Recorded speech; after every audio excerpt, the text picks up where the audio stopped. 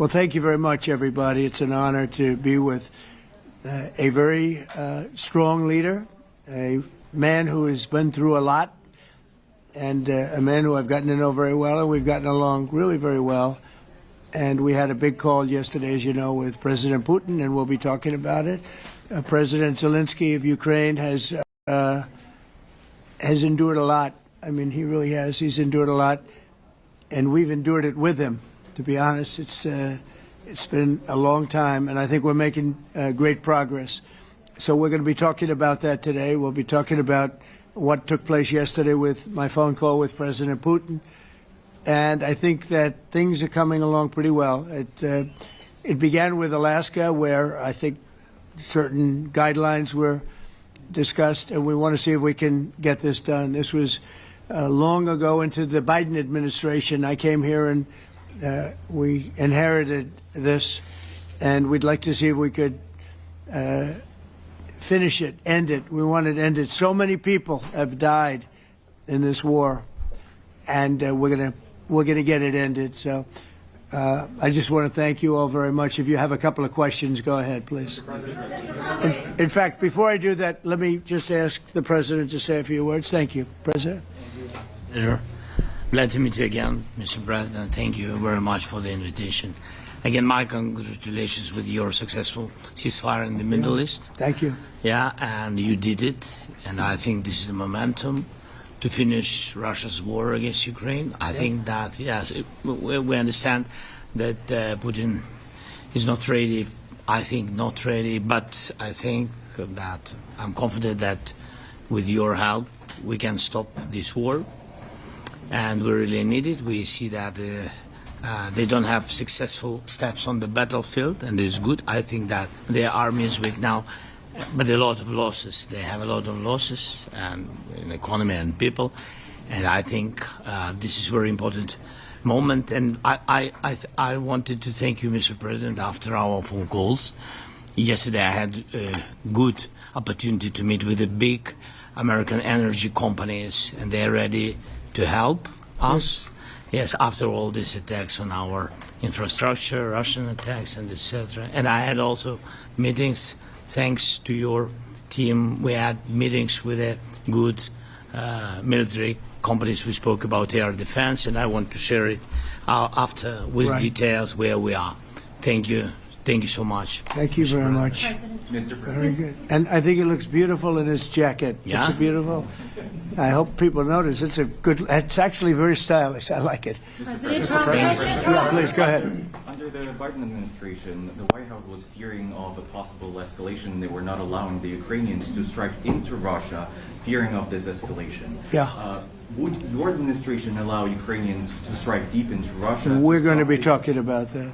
That's something we'll be talking about. You're right. It's an escalation, but we'll be talking about that. Mr. President. Mr. President Zelensky joined you in Hungary to meet President Putin.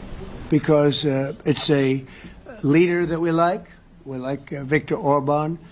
He likes him. I like him. It's a country that's a safe country. Done a very good job. He's been a very good leader in the sense of running his country. He doesn't have a lot of the problems that other countries have. And so we've decided that we'll be going to be with Viktor Orban, and he will, I think he'll be a very good host. President Trump. President Trump. President Trump. Right here. It's President Trump. Hungary, yeah. We're doing Hungary, yeah. With Putin. Is it a trilateral meeting, or is it just you and Putin? To be determined, but I would say most likely it's going to be a double meeting. It'll be a double meeting, but we will have the President, Zelensky, in touch. There's a lot of bad blood with the two presidents, and I'm not speaking out of turn when I say it. It's a very difficult situation. You know, we just settled the war, and after thousands of years, I guess. People say anywhere from 500 to 3,000 years, and I was in rooms, as you saw, because you were with me, a lot of you were with me last week, with leaders that didn't like each other, but they were able to get along. These two leaders do not like each other, and we want to make it comfortable for everybody. So one way or the other, we'll be involved in threes, but it may be separated. President Trump, Mr. President, President Trump. Doesn't agree to peace in Hungary. Was he what? Where are you from? From Ukraine. He actually had a Okay, conversation good. with me. Good, in yeah. Ukraine. What if President Putin doesn't agree to peace in Hungary? What do you do then? Do you have? Well, let's see what steps for happens. that? I mean, what if? I think he will. I think that President Putin wants to end the war, or I wouldn't be talking this way. I think he wants to end the war. I spoke to him yesterday for 2.5 hours. We went through a lot of details. He wants to get it ended. I think that President Zelensky wants to get it ended. Now we have to get it done. President Trump, Kara Castronova from Lindell TV. And although I love asking you questions, today my question is for President Zelensky of Sure. Ukraine. Go ahead, please. Thank you. Our President Zelensky, President Trump, just brokered a peace deal in the Middle East that all Americans, both sides of the aisle, are very proud of. But to meet that deal, both sides had to make concessions. Our president has stuck out his neck in many ways to make a peace deal for your war as well. What specific concessions are you willing to make to end this war with Russia? Will you give up joining NATO? Americans have foreign war fatigue, and our president, as he said, we need our tomahawks too. To me. Yes, you, President Okay. Zelensky. Thank you What very much. concessions will you That's some question. Right? So many Thank questions you. in one. Thank you very much for your question. First of all, I think we need to sit and speak. The second point, we need ceasefire. Even now, you see in the Middle East, it's very difficult to hold ceasefire. Everywhere, in every war, it's very difficult. We want peace. Putin doesn't want. That's why we need pressure on him. We will speak with President today what we need. We understand what we need to push Putin to negotiation table.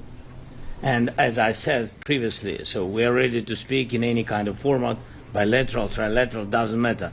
Matter just peace. This is important. And we don't speak about NATO or NATO. For Ukrainians, it's very important. Of course, it's our decision, decisions of allies to decide where we are.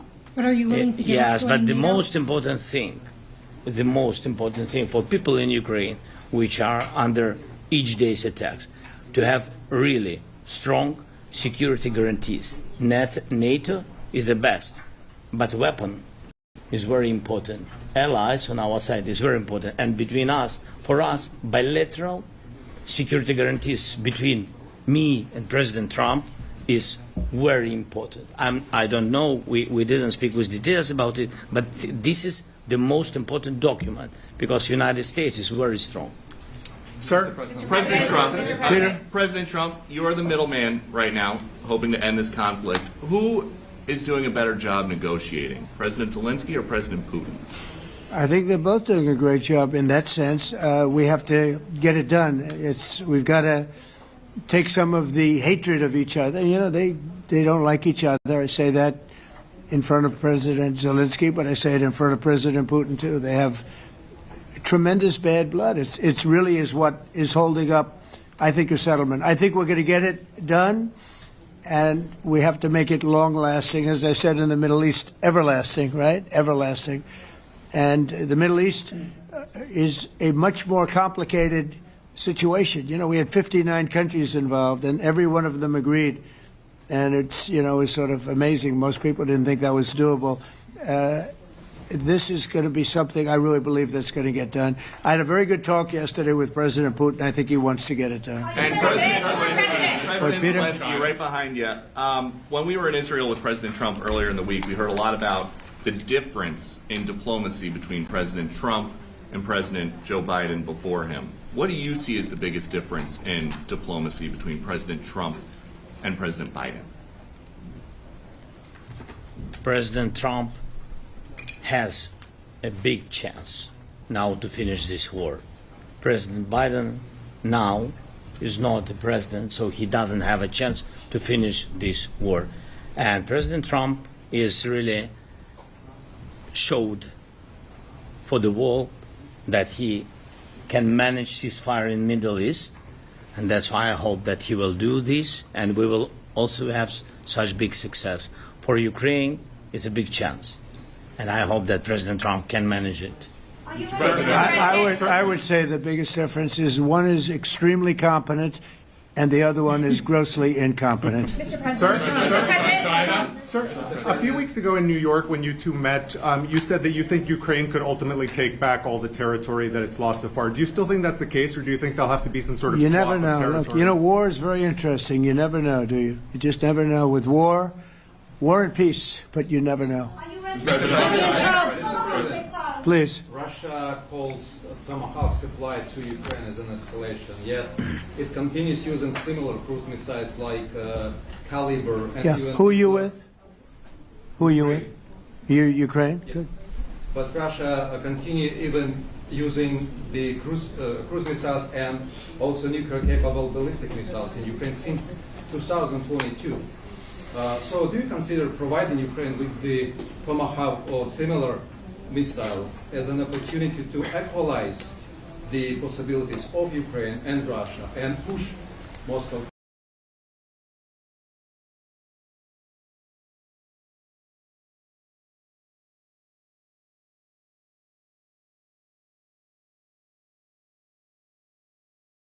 The negotiation Yeah. table?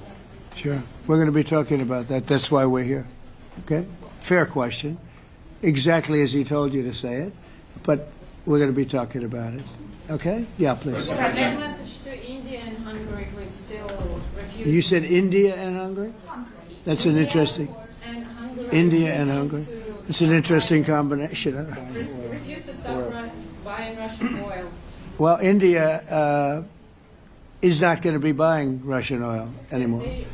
And Hungary is sort of stuck because they have one pipeline that's been there for years and years and years, and they're inland. They don't have sea. They don't have sea. And I spoke with the very great leader of Hungary, and they are, you know, it's very hard for them to get oil. I understand it. Hungary's in a very interesting position because they can't have ports. You know, they're surrounded by land. So we'll see what happens there. But India will not be buying oil from Russia. And they've already de-escalated, and they've more or less stopped. They're pulling back.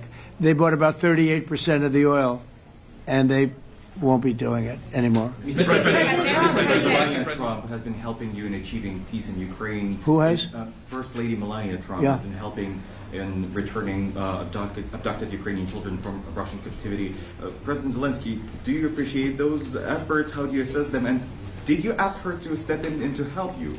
No, she wanted to do it. She's felt very strongly about the children, and she's done a really good job, I think, in bringing it to the fore. You know, we have a lot of children involved. Now, it's some people say it's 20,000, and some people say it's 300.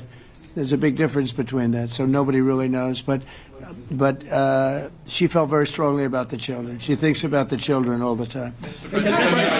President Trump, if you okay Tomahawks to Ukraine, what's going to happen if the United States is in a conflict and we need the Tomahawks? Do we have enough? That's a problem. We need Tomahawks, and we need a lot of other things that we've been sending over the last 4 years to Ukraine. We've been, you know, we gave them a lot. Now we have a different situation. We send it to the European Union. They pay for it and all that, and they have plenty of money. But it's beyond the money. You know, we need Tomahawks, or we need a lot of other weapons that we're sending to Ukraine. One of the reasons we want to get this war over is exactly that. It's not easy for us to give. You're talking about massive numbers of very powerful weapons. So that's one of the things we'll be talking about. Hopefully they won't need it. Hopefully we'll be able to get the war over with without thinking about Tomahawks. I think we're fairly close to that. Yeah, go ahead. Can I President, say, yeah, please. just to understand. So for today, of course, we want to finish this war, but the war is another technological war. You don't use just Tomahawks. If you want to target a military goal, you need thousands of drones. It goes together with such missiles. Ukraine has such thousands of our production drones, but we don't have Tomahawks. That's why we need Tomahawks. But United States is a very strong production And the United States has Tomahawks and other missiles, very strong missiles. But they can have our thousands of drones. That's why we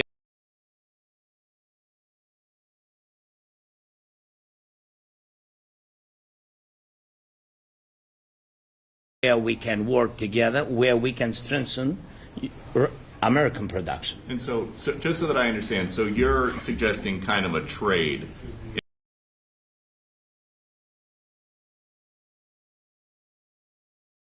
If President Trump okays Tomahawk missiles to help you launch, Yes, it's into about Russia, military goals. then It's you only would about let- military goals. Right, but then you would authorize some kind of an exchange where Yes, of course. the U.S. gets Yes, we have Ukrainian- proposition. Yeah, And we have big proposition President- with our drones. President Trump, I don't mean to be brokering an arms deal here, but is that something that you would be interested in, Ukrainian drones?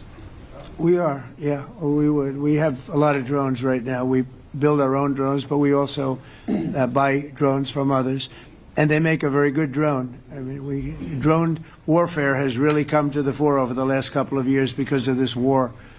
I will say, there's nothing like the jets. You know, we knocked out a lot of drones in Israel. We were knocking them out for Israel, and we were doing it with extremely fast and powerful jets, following the drones and knocking the hell out of them. So, it's, you know, we know a lot about the drones, and we know a lot about the great jets, the great ones.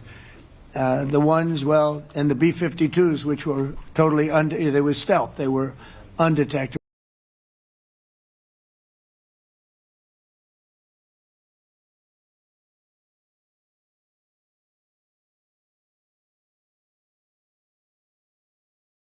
So we have a lot of different weapons. And, you know, I have an obligation also, though, to make sure that we're completely stocked up as a country, because you never know what's going to happen in war and peace, right? You never know what's going to happen. So we're going to be talking about Tomahawks, and would much rather have them not need Tomahawks, would much rather have the war be over, to be honest, because, you know, we're in it to get the war over. We're selling a lot of different types of weapon, as you know, to the European Union. We're not in it for that. We're in it to get it over. We're losing thousands of people a week, thousands of people, Russian, Ukrainian, and mostly soldiers. I mean, mostly soldiers. But we're in it to see that end. And if we can end quickly, and I think we can. I mean, I had a very good talk yesterday. We're going to be talking about it. But I had a very productive talk yesterday with President Putin. We'll see what happens. But the war in the Middle East was far more complicated. We got that one done. And I think we have a good chance. I think President Zelensky wants it done, and I think President Putin wants it done. Now all they have to do is get along a little bit. Can you give us an update on the trade negotiations with China, or perhaps Secretary Bessent? Yeah, I will, and I'm going to let Scott do that. But I think we're doing very well. I think we're getting along with China. China would like to have something. As of this moment, we'll be meeting in a couple of weeks. We'll be meeting in South Korea. You think myself. Will go forward? I think so. It looks like it's going forward. I think so. They want to meet. We like to meet. I have a very good relationship with President Xi, and we're going to see what happens. But, you know, for years we were taken advantage of by China very badly. We were losing hundreds of billions of dollars a year to China. We really built their military, if you think about it. The kind of money that presidents allowed to be lost to China was just insane. And then when I came into office, as you know, I put very severe tariffs. So we took in hundreds of billions of dollars in my first term from China. Biden let that go because it was so much. He let it continue, but he gave all sorts of exceptions. And by the time you looked at it, Scott, I would say it wasn't the same thing. He would give an exception for anything. If you got up and went out to dinner, he'd give you an exception. So it wasn't the same thing. But I put on very serious tariffs. So we took in hundreds of billions of dollars. And then I left office. The election was rigged. I left office, and that was the story. Now I come back, and we are in a very strong position because of tariffs. We're in a very powerful position because of the fact that we have tariffs. If we didn't have tariffs, we would be in a very weak position. we would be in a weakened state. But with tariffs, we've made hundreds of billions of dollars, not only from China, but from others. And China wants to talk, and we like talking to China. So we have a very good relationship, and we're going to be meeting in South Korea a couple of weeks. And I just got back from a long trip. I'm going on another long trip. And Scott, you want to say a few words on that, please? Yes, sir. So the entire relationship stems from the great respect that the two leaders have for each other. China did a substantial, unprovoked escalation last week. We were unable to get in touch with them. Since then, it's been IMF World Bank Week. They have had working level people here who there have been meetings. The Vice Premier, who is my counterpart, and I will be speaking this evening at around 8:30, 9 o'clock. And then he and I and a delegation will meet in Malaysia probably a week from tomorrow to prepare for the two presidents to meet. So I think that things have de-escalated. We hope that China will show the respect that we have shown them.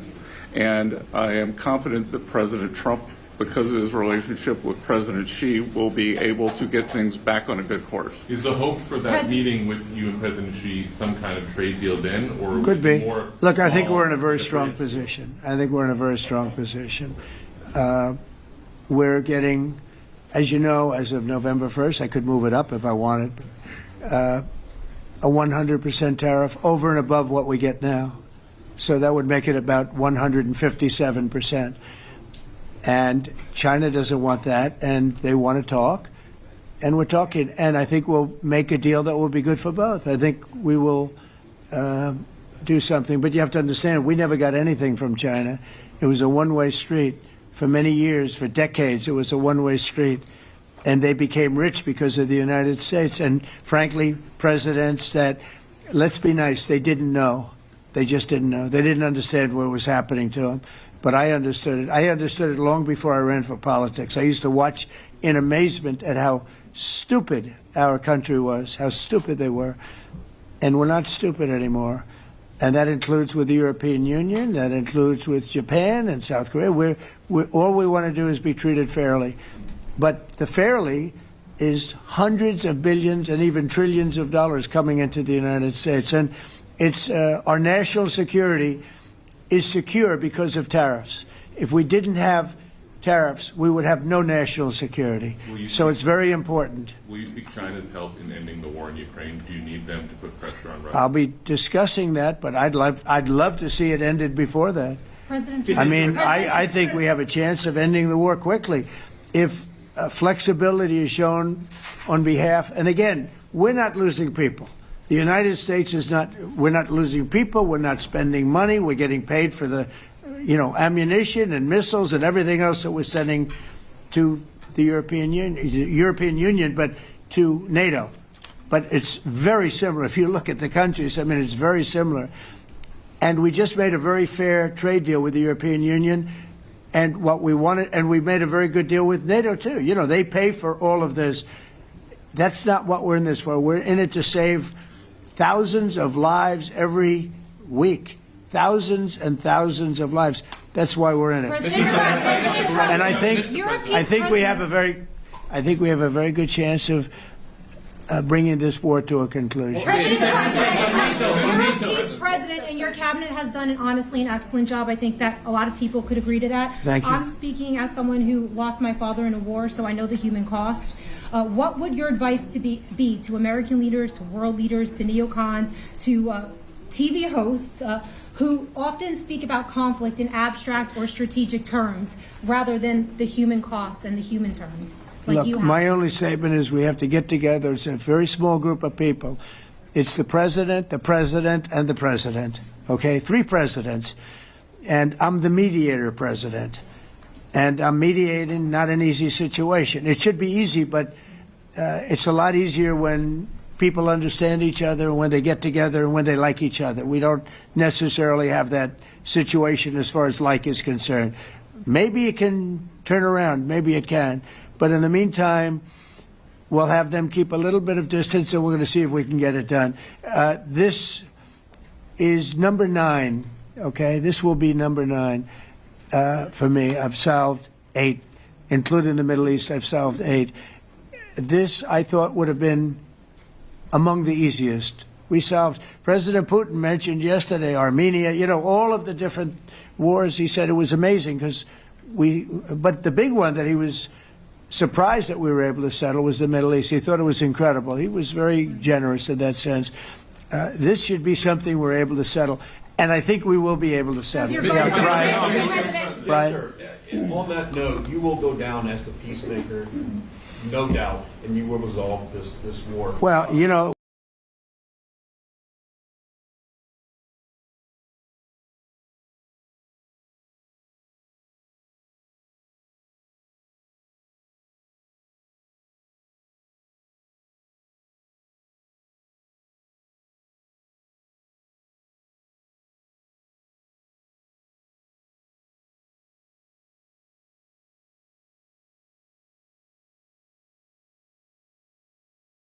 We resolved 8 others. It's funny how people say that. If you get this one, every time I do one, they forget about that one. I solved 8 wars. Go to Rwanda and the Congo, talk about India and Pakistan, look at Thailand, look at all of the wars that we solved. And every time I solve one, they say, if you solve the next one, you're going to get the Nobel Prize. I didn't get a Nobel Prize. Somebody got it who's a very nice woman, very nice. I don't know who she is, but she was very generous. So I don't care about all that stuff. I just care about saving lives. But this will be number 9. But every time I solve one, they said, sir, if you solve one more, you're going to be known as a peacekeeper. So to the best of my knowledge, we've never had a president that solved one war. Not one war. Bush started a war. A lot of them start wars, but they don't solve the wars. They don't settle them. And especially when they have nothing to do with us. I guess just about all of these wars had nothing to do with us. But I saved tens of millions of lives. The Prime Minister of Pakistan said, I saved millions of lives in interceding on Pakistan, and you look at Pakistan and India as an example. That would have been a bad one, 2 nuclear nations, right? So I say this, this is pretty much the last one, although I do understand that Pakistan attacked, or there is an attack going on with Afghanistan. That's an easy one for me to solve if I have to solve it. In the meantime, I have to run the USA, but I love solving wars. You know why? I like stopping people from being killed, and I've saved millions and millions of lives, and I think we're going to have success with this war. Wait, please. This, President Zelensky, this is your 3rd time over here. Oh. And by the way, you look excellent. Thank you, sir. Thank you. For you, by the way. This is your 3rd time here. How different sitting across from the president is this time versus the 2 previous times here at the White House, and how confident are you hearing the success rate of solving these prior wars that he can get this war solved? First of all, about suit. The same suit because the same president. It's very simple. The next president will have another suit. Yes, about our relations with President Trump, I think we have important dialogues, and I think we begin to understand each other. Yes, and I know that President is briefed very well about the situation in the battlefield, and he knows a lot what's going on the battlefield in Ukraine, and I think it really helps. When you know a lot of things, a lot of details about one or another war, it helps a lot. But we are still in war, and I hope we can manage it. I think it's there are some important. countries that are not meeting their commitment. You pointed out Spain. They said that it's impossible. No, Spain has not come through. No, Spain has not been loyal to NATO. Spain has been, they're the only one. Everyone went up to, as you know, I mean, you were at 2% and they all went up to 5%, but Spain disagreed with that. I think Spain should be reprimanded for that. I think it's very bad that they did that, but that's up to them. That's up to NATO and Spain. They cannot be expelled from NATO. Can they or not? They cannot, according to the treaty, but they also claim that they are protected by the European Union umbrella for trade. Well, the other people, many of the other countries are in the European Union too. They're not complaining, right? President Trump, I can tell you that Putin is serious. That's of interest. Mr. President. Yeah, please go ahead. Thank you, Mr. President. Do you think you can carry the momentum from the Middle East deal over to this deal? And if I do. So, how does that move the needle? Yeah, I do. I think we carry a lot of momentum, a lot of credibility. Getting Middle East done was very important. Nobody thought it could be done. That was one nobody thought could be done, and we got it done. And a lot of that was the big hit that we put on Iran with respect to the nuclear. They took that was an unbelievable military maneuver, the B-2s, and many other planes involved, by the way, but the B-2s. Yeah, I think nobody expected that to happen. And, you know, we had 59 countries involved, and these were countries very diverse.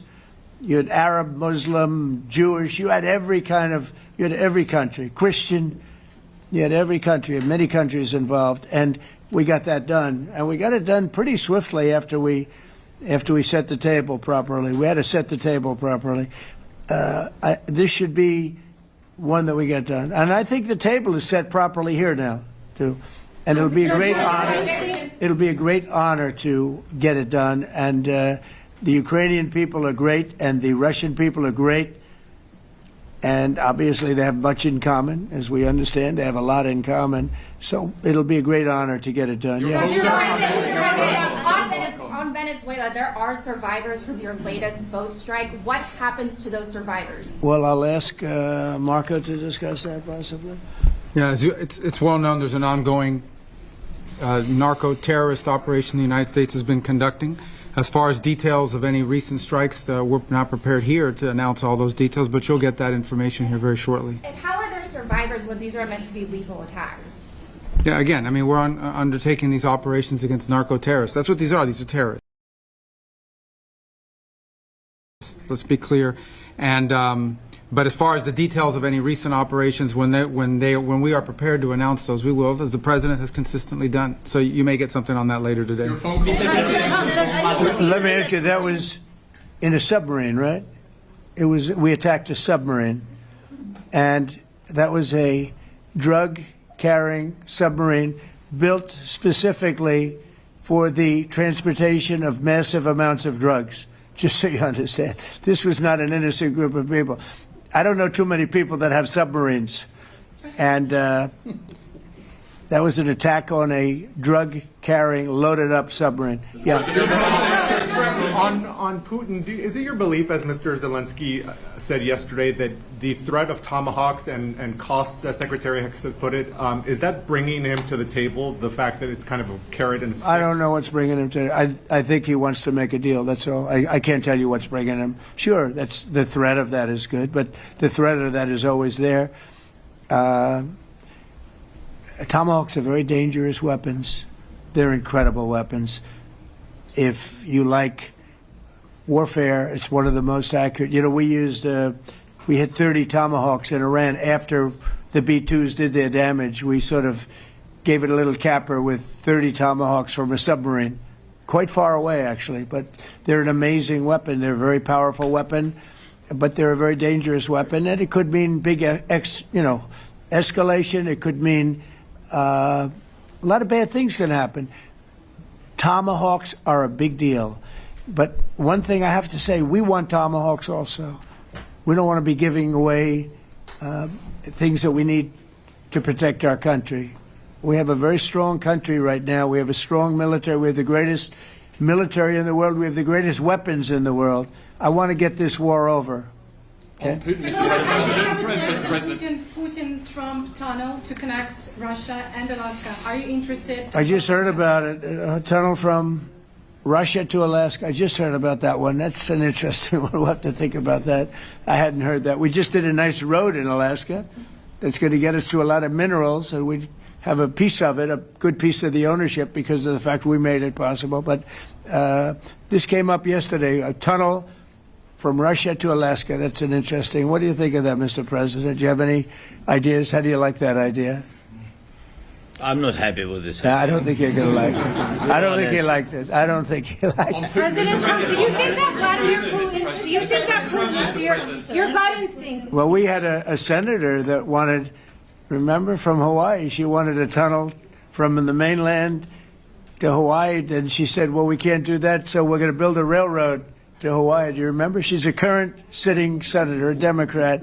She wants a railroad to go to Hawaii, right? You know who that is, right? She's another. She's another beauty. President Trump, on Putin, your gut instinct. Yeah, please. On your meeting with Putin, aren't you concerned that maybe the Russian president is trying to buy himself more time? Yeah, I am, but you know, I've been played all my life by the best of them, and I came out really well. So it's possible, yeah, a little time. Is your gut instinct it's all right. But I think that I'm pretty good at this stuff. I think that he wants to make a deal. I made 8 of them. I'm going to make a 9th. I think he wants to make a deal. Do you still consider Russia to be a paper tiger? Do you think, judging by the state of its economy, Well, I think that he should have won the war in a week. Yeah, I do think. And if we didn't give the anti-tank missiles, as you know, the javelins they call them, they got stuck in the mud. They would have been in Kiev very quickly. They were heading to Kiev. So, you know, in war, you have a lot of luck, too. You know, weather has won war, and the cold and the heat and all things take place in war. But that was a very interesting moment when the tanks started rolling and some brilliant general said, let's go through the mud instead of going down the highway, right? So they got a little bit lucky. But you know where they really got lucky? I gave javelins. That wasn't given by Barack Hussein Obama. He gave them sheets. You know, there's a statement. Obama gave them sheets.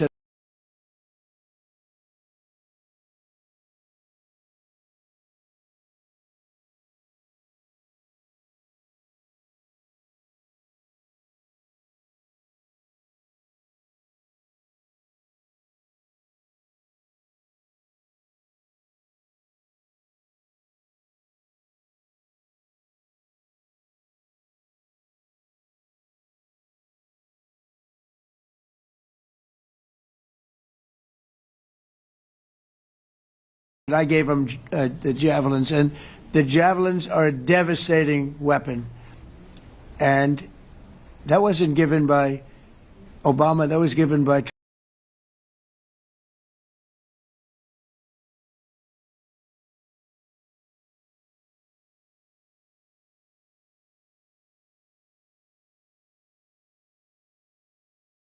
because at the time it was Obama. That was given by me. So it was like one of those things. And you had hundreds of them. They're a devastating weapon. We have a lot of devastating weapons. I'd rather not use them. But that was a big moment. You know, when the tanks got stuck, they got stuck. And call it luck or call it talent. I'm not sure what you'd call it, but it was a big moment in time. Do you think Democrats will give you credit? Do you think Democrats will give you